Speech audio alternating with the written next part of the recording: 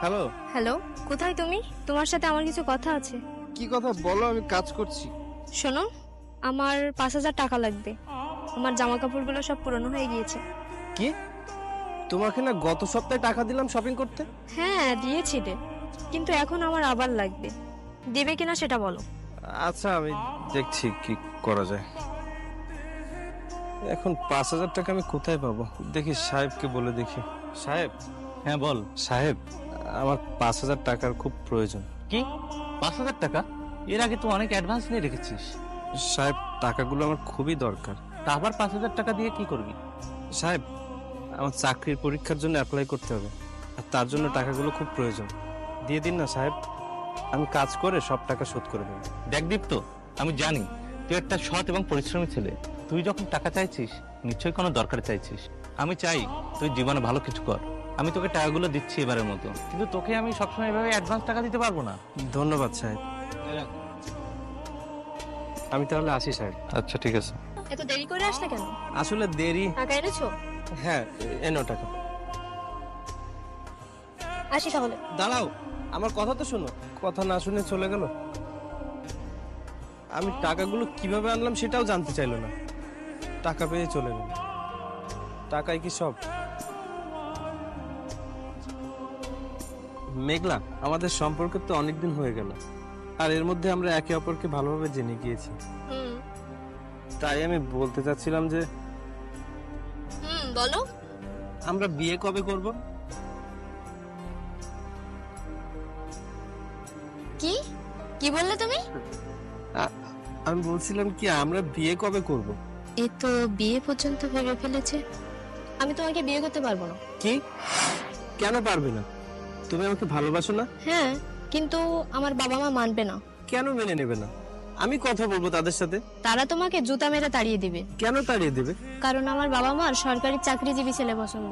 তাহলে তাহলে আমার কি হবে?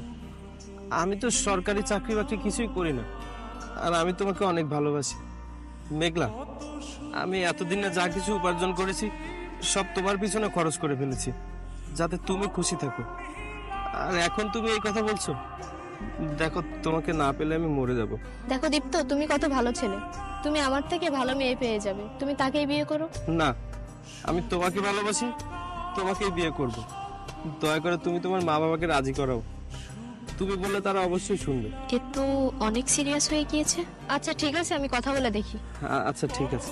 আচ্ছা আমি যাই তাহলে। মেঘলাকে আমি অনেক ভালোবাসি, কিন্তু ওর মা বাবা তো আমাকে মেনেই নিবেন।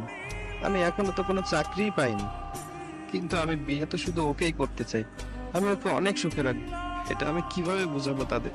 হে খোদা, তুমিই কিছু করো, ওকে ছাড়া বাঁচবো না আমি। এইদিকে জমিগুলো ঠিকভাবে ফসল হলো না, কি ব্যাপার? ওই জমিটার কি অবস্থা রে?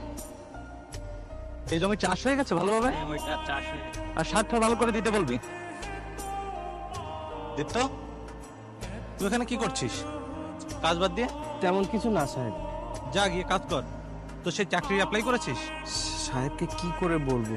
আমি তো টাকাগুলো মেঘলাকে দিয়ে দিয়েছি, অ্যাপ্লাই তো করতে পারিনি। জি সাহেব, করেছি।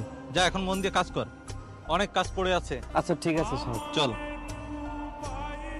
ওই জমিটার কি অবস্থা এখন? ওই জমি চাষ হয়ে গেছে। চাষ হয়ে গেছে? কে ও? ও হচ্ছে তুই কে? তুই ওকে টাচ করলি কেন? আরে মোবাইলটা যখন আমারই, তার ডিসপ্লে তো আমিই টাচ করবো, তাই না? আচ্ছা, এই প্রশ্ন তো আমি তোকে করবো, তুই কে? আমি কে মানে? আমি ওর বয়ফ্রেন্ড। এই কি বলছো? বয়ফ্রেন্ড মানে? হ্যাঁ, ও আমার বয়ফ্রেন্ড। তাহলে আমি কে? তোমার ভাই? তুমি যেটা ভাববে। আচ্ছা, তার মানে আমি তোমার ভাই। নিজের লেভেলে থাক, গার্লফ্রেন্ডও আমার। আরে কাল পর্যন্ত ওর সব খরচ তো আমিই দিচ্ছিলাম, আর এখন এসে বলছিস তুই ওর বয়ফ্রেন্ড? আর তুই, কাল পর্যন্ত আমি তোর বয়ফ্রেন্ড ছিলাম না? তাহলে ওকে কখন ফাঁসালি? ও অনেক আগে থেকেই আমার বয়ফ্রেন্ড। ও আচ্ছা, তাহলে আমাকে কেন ফাঁসালি? একটু পাশে চলো, তোমার সাথে কথা আছে। শোনো, কাল তুমি যে আমাকে বিয়ের কথা বলেছিলে না, সেজন্য আমি তোমাকে রেখে ওকে বয়ফ্রেন্ড বানিয়েছি। কিন্তু তুমি তো বলেছিলে তোমার বাড়ি থেকে মেনে নেবে না। আমি মিথ্যা বলেছিলাম। ও আচ্ছা, এই ব্যাপার। ভাই, তুই কি কোনো সরকারি চাকরি করিস? না। তাহলে কোনো বিজনেসম্যান? না। তাহলে নিশ্চয় লক্ষ লক্ষ টাকা আছে। নেই তো। তাহলে বুঝে না ও আমার সাথে যেটা করেছে তোর সাথে ঠিক তাই করছে। ও গরিব বলে আমাকে রেখে তোকে মিথ্যা প্রেমের জালে ফাঁসিয়েছে। মেঘলা ওকে ঠিক বলছে। আরে তুমি ওর কথায় পাত্তা দিও না তো, ও অনেকদিন ধরে আমার পিছে ঘুরে, কিন্তু আমি ওকে পাত্তা দিই না তো, এজন্য বানিয়ে বানিয়ে ও মিথ্যা বলছে। তুমি ওর কথা বিশ্বাস করো না তো। ও আচ্ছা এই ব্যাপার, তাই বলো।